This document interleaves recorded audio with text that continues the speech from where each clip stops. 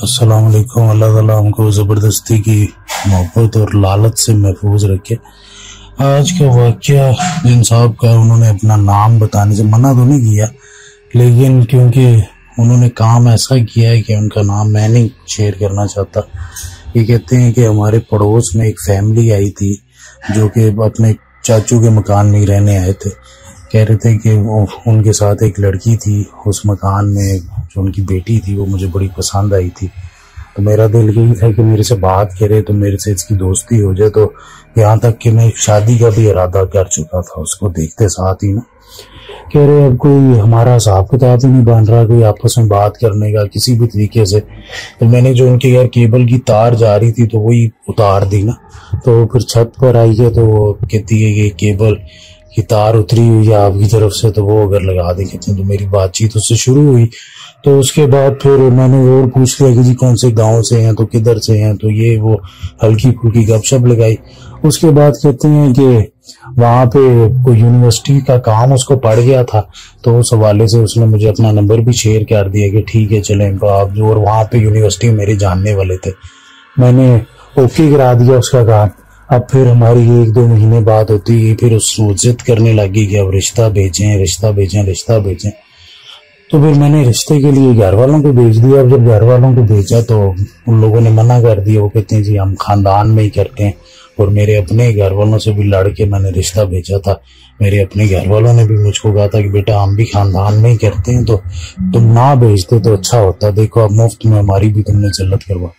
कहते हैं चलिए कुछ नहीं होता, ये तो प्यार मोहब्बत में लोग बड़ी बड़ी कुर्बानियां दे देते हैं। कहते हैं मैं ऐसी ही बातें करता था।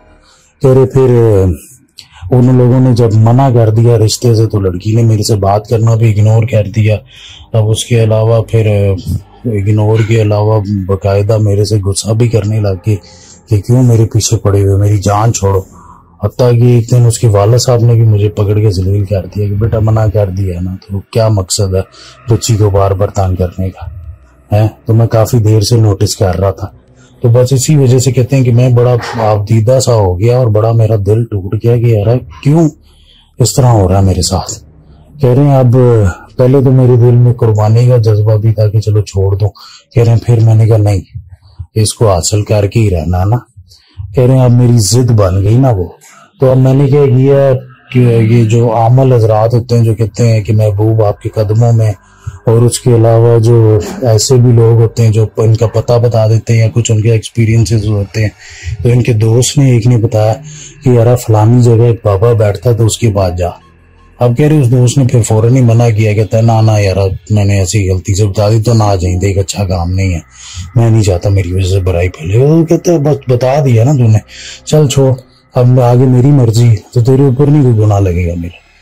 कह रहा है कि मैं चला गया उनके पास, मैंने उनसे अमल पूछा तो उन्होंने अमल बताया। कहते हैं कि सबसे पहले ना तुमने तंदूर के अंदर ना कोई तुम्हारे घर के पास हो या जिधर भी जो भी हो उसके अंदर जो ही वो काम खत्म होना तो उसके अंदर पेशाब करना। इसने कहा ठीक है जी मैं कर लूंगा।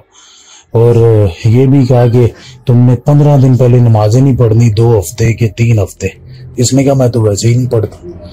तो आगे से फिर इन्होंने यूं ही किया, पेशाब भी कर दिया और वो नमाजें भी नहीं पढ़ी। और उसके अलावा वो जो नेक अमल करते थे उससे भी मना किया। और उसके बाद एक कोई गंदी सी खलीज सी रुई दी जिसमें गलाजत लगी हुई थी। कहा कि तुम्हारे खानदान में या कहीं पे कोई फोदगी हो तो उसकी बगल में रख देनी है ताकि जो उसका गुस्ल दिया वो जाया हो जाए, और उसके मुंह में ये पर्ची डाल देनी है। तो अब जो ये गंदे अमल करता गया तो इसको ना खबरें मिलती कि उस लड़की को ना दौरे पड़ना शुरू हो गए, उसकी तबीयत खराब हो गई और वो तुम्हारा नाम बार बार ले रही है कि भाई ये इसको बुलाओ मैं मर जाऊंगी, इसको बुलाओ। तो खुश हो गया कि जादू असर कर रहा। तो फिर आखिर में उन्होंने इसके सामने शर्त रखी कि ये किताब है वो मुकद्दस किताब, इसकी बेदबी करनी है तुमने। बहुत बुरा उन्होंने बताया, वो मैं नहीं रिपीट कर सकूंगा। कहा कि इस तरह बेदबी करनी है तो तुम बेदबी करोगे तो तुम्हारा काम बस आखिरी स्टेज पर हो जाएगा, ये तुम्हारे पीछे। तो इसने कहा नहीं जी ये नहीं मेरे से होना। क्या सारा अमल जाया चला जाएगा? कहा नहीं तेरा पैसा जाया चला जाएगा। वो कह रहा नहीं जी, वहां पता चल रहा है कि उस लड़की को दौरे पड़ रहे हैं اور رات کو چل رہی ہے بالکل اور گھر والوں کو مار رہی ہے، بدتمیز ہو گئی ہے، حتیٰ کہ اس نے وہ آخری عمل کہا کہ میں نہیں کر سکتا، منع کر دیا. کہتا کہیں نہ کہیں میرے اندر تھا، لیکن پھر میں نے کہا منع بھی کر دیا، اور گھر والوں نے جہاں کہا تھا تو وہاں اس شادی کے بارے میں بھی کہا اچھا سوچوں گا.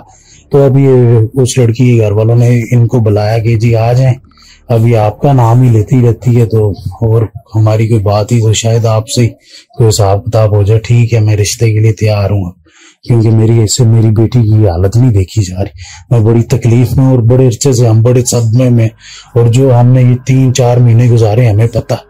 تو آگے سے کہتا جی ٹھیک ہے میں شادی کرنے کے لیے تیار ہوں. یہ اب اس سے جب ملنے گیا اس کے بلانے پہ نا تو دیکھا تو اس سے بھی نہیں صحیح ہو رہی.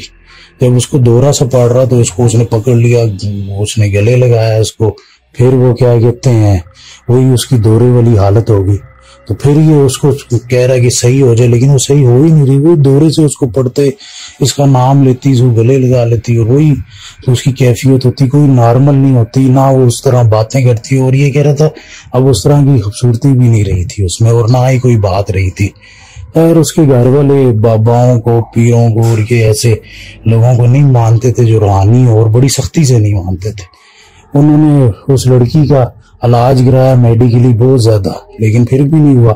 اس نے منع کر دی، کہتا جی میں پاگل عورت سے شادی نہیں کر سکتا، میرے گھر والے نہیں کرائیں گے. خیر اس کو پھر انہوں نے پاگل خانے میں داخل کرا دیا. اس کے گھر والوں نے کافی عرصہ علاج کیا، کیونکہ وہ خطرناک ہو گئی تھی. باقی بھی ان کی بیٹیاں تھی، بچے تھے، ان پہ اثر پڑ سکتا تھا، ان کی بھی شادیاں ہونی تھی. انہوں نے داخل کرا دیا، وہاں اس کا علاج وغیرہ جو ہوتا رہا. پیچھے سے ان بھائی کی بھی شادی ہو گئی، جو کہ اس کے گھر والے منع کر رہے تھے کہ وہ صحیح ہو گیا آ جائے گی. کہتا نہیں جی میرا ٹائم نکل جائے گا، میں نے باہر بھی جانا. تو اس نے پیچھے سے شادی کر لی، اس کے بچے بھی ہو گئے، آج اس کی گاڑی وغیرہ سب کچھ ہے، اور ریلیکس ہے یہ بڑا. لیکن پتہ ہی ہے آخرت میں اس کا انجام بھی اس کو بھگتنا پڑے گا. اللہ تعالیٰ توبہ کرنے کی توفیق عطا فرمائے، اور جو جتنا برا انہوں نے کیا اس کو صحیح کرنے کی بھی توفیق عطا فرمائے. مالک کیسی بھی بندے کو توفیق دے سکتا ہے نیکی کی. تو بس ایسے ہی ان کی زندگی آج اپنے آپ میں سیٹ ہے، اور رہ گئی اس لڑکی کو 12 سال ہو گئے آج پاگل خانے میں اس کا علاج چل رہا ہے، جو کہ بالکل ذرا بہتر نہیں آ رہا، اور اب صحت بھی بہت زیادہ خراب ہو گئی ہے ان کی. گھر والے پریشان ہیں، لیکن یہ ہے کہ ان بھائی کو کوئی اتنا خاص اس طریقے سے افسوس نہیں اس چیز کا. لیکن پھر بھی کہتے ہیں میں دعا کرتا ہوں کہ اللہ تعالیٰ رحم کرے، معاملات جو ہیں وہ ٹھیک ہو جائیں جس طرح تھے. بس یہی تھا آج کا واقعہ.